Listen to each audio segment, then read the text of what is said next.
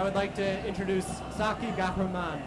Saghi is one of the strongest voices in Iran's contemporary poetry. She's PEN Canada's writer in exile since 2002, and the first openly Iranian lesbian who has written extensively on the controversial issues in Iran of homosexuality and gender fluidity. She's a very important activist who's doing great work, and we're very pleased to have her here. Here she is.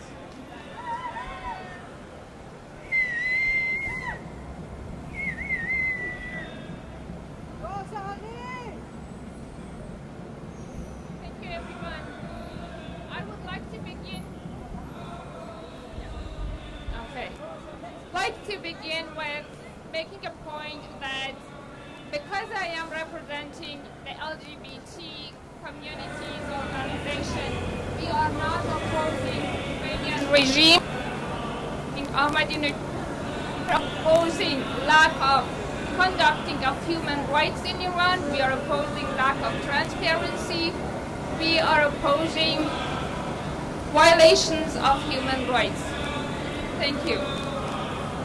LGBT community in Iran took its first steps to earn civil rights 35 years ago. But with a revolution gone wrong, the community lost even its most basic human rights. Right after the revolution, execution began by ruling clergies illegally and were legalized on 1995, 2 decades after the revolution. Sharia law, Code of Conduct of Islam, legally replaced Iran's penal code. Article 110, executions based on sodomy. Article 130, executions based on lesbianism. Article 220, giving fathers the right to kill their children, recognizing fathers as blood owners as their children, turned the state of Iran and society equally executioners of gays, lesbians, bi, and TS population in Iran, and also the heterosexuals. Because the law and the clergies have used these articles against those prisoners who couldn't be executed or prosecuted otherwise. Sharia law is not only responsible for killing the LGBT members of society, but it is also the basis for generations of LGBT's lack of parenting, education, career, housing, and overall security and safety.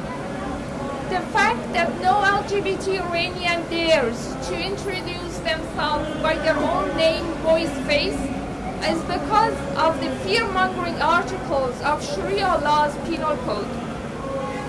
Since the state, the government of Iran doesn't give explanation for their hostility against the gay community, and because there are signs of lack of information in the government, I believe human rights of gay and lesbian community and civil rights of community in Iran must be a task the government of Iran undertake, investigate, and conduct the result. While Mr. Ahmadinejad claims there are no homosexuals in Iran, his statesmen and spokespersons claim homosexuals are the force behind Iran's green movement. Question is, do we not have homosexuals in Iran? Yes, we do. Or we do have homosexuals in Iran, and they are so many and so capable as to be the force behind a huge civil movement as Iran's green movement. Question is, what is considered crime, or the crime of the gay and lesbian community? Sexual orientation, or doubting patriarchy in the face of a primitive ideology? Living as a queer woman for 55 years, a queer poet for 20 years, directing an LGBT advocacy organization for 6 years, I am witness to the horror of the community in Iran every day, not only for executions, but in life and everyday life of not living your life.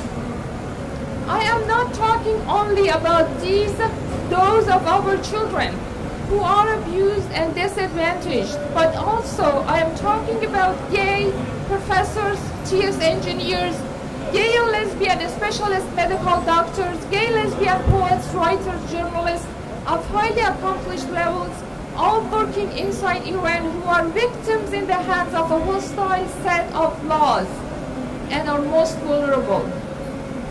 I would like to offer the government of Iran to give explanation for violation of human rights of LGBT community, or to replace the primitive Sharia law with laws based on 21st century human rights.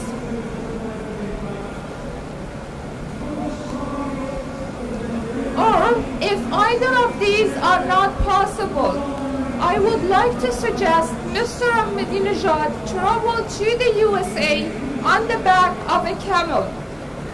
We, the LGBT of Iran, shouldn't be the only ones treated with the mindset of 1400 years back in the history. Thank you.